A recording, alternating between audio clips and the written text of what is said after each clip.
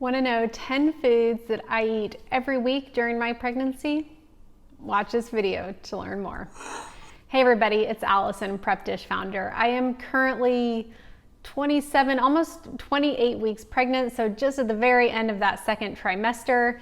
If you watch my previous video on the first trimester, you know that I was very sick up until about 20 weeks. So that video doesn't exist because I wasn't really eating up until about 2 months ago. But now that I'm feeling better, I thought I would review some of the foods that I'm including in my diet every week.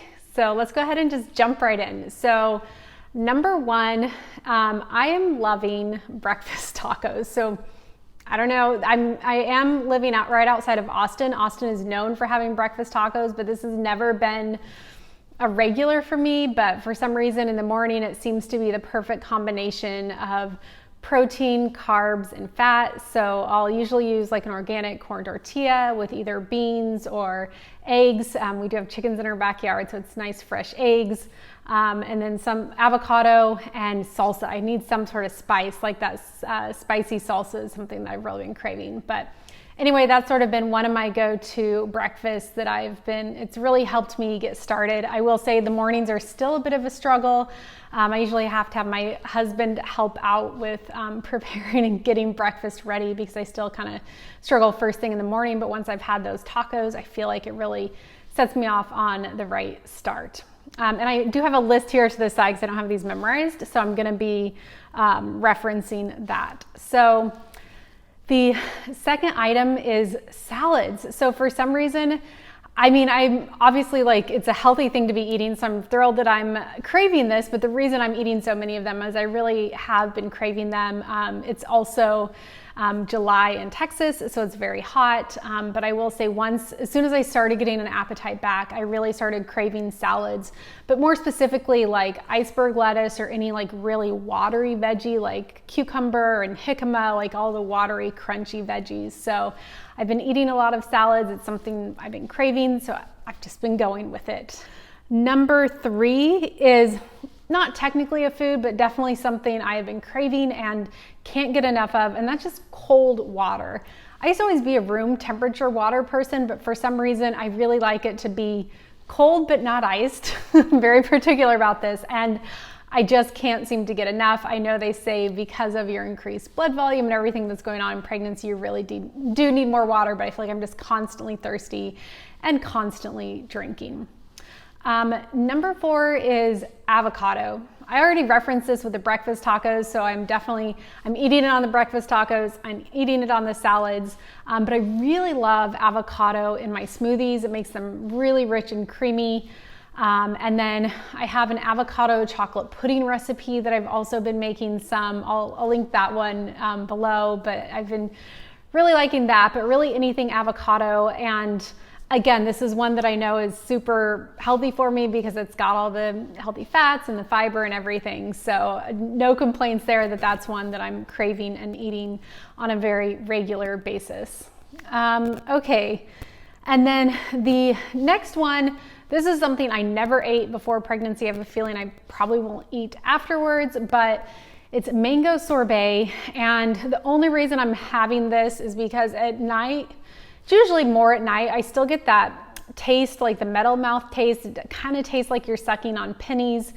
Super annoying to have, but I have found that a little bit of mango sorbet can really take that taste out of my mouth. They do say sorbet is a palate cleanser, so maybe that's why.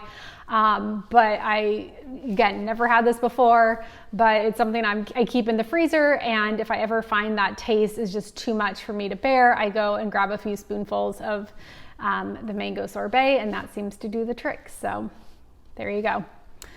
The next one is, this has been a part of my diet probably always, but that's dark chocolate. And it's something I craved pre-pregnancy. I actually didn't touch it at all during the first 20 weeks of pregnancy though. I did not eat chocolate, but no worries. I am making up for my lack of chocolate intake in the first 20 weeks, in these past 8 weeks by really, I just love some dark chocolate. Usually in the morning with my tea, I have a nice dark chocolate bar, and definitely my favorite treat right now.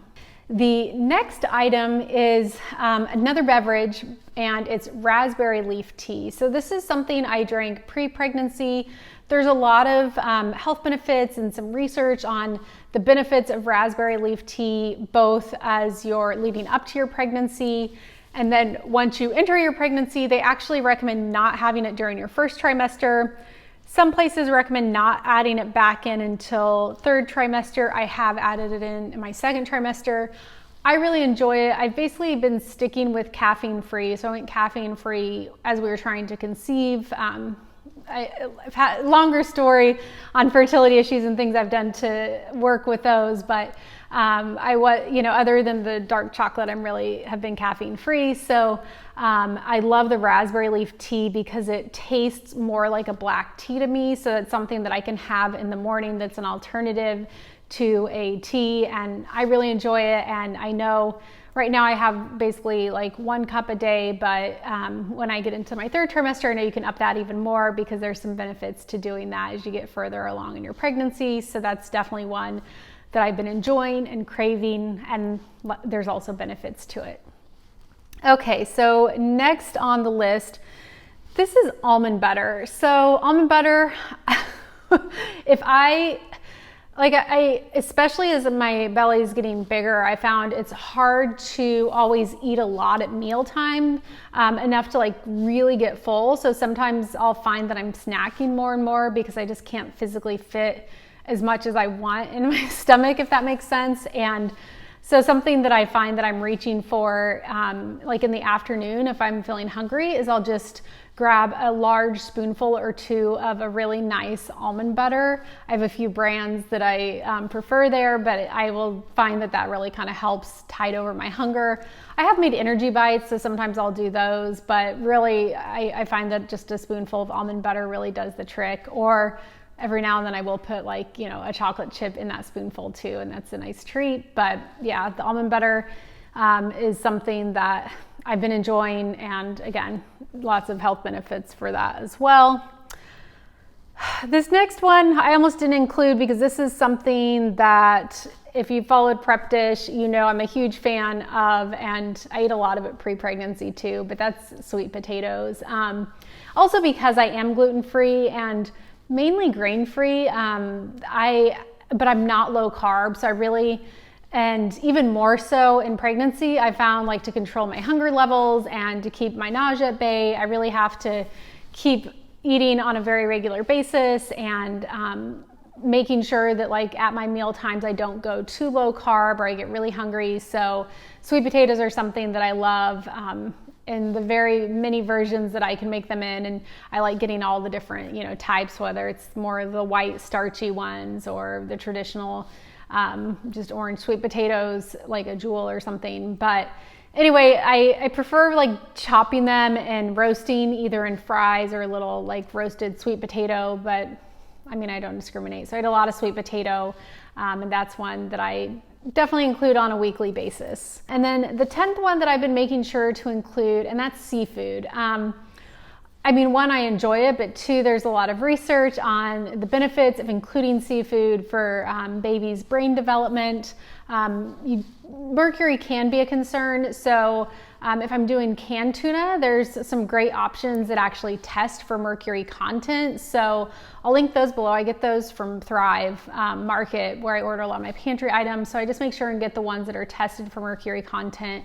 But I definitely, I make sure and include it every week, but not too much, although I'm more worried about actually eating enough seafood, especially being in Texas.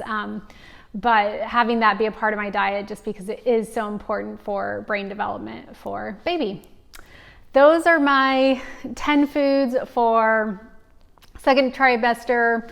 I'd love to hear in the comments, is there anything that you are eating or craving during your pregnancy? Hopefully you're able to eat and crave foods. I know for me that was a struggle. Speaking of which, I will go ahead and link that video here. So the first trimester, very rough. There was not, I was eating, but it was not something I wanted to sit down and talk about, but that video is linked here. And then I also have another video that covers more of kind of some second trimester tips and tricks. So I'll link that video here as well. And if you enjoyed this, don't forget to like, subscribe, and share with a friend. I will see you in the next one.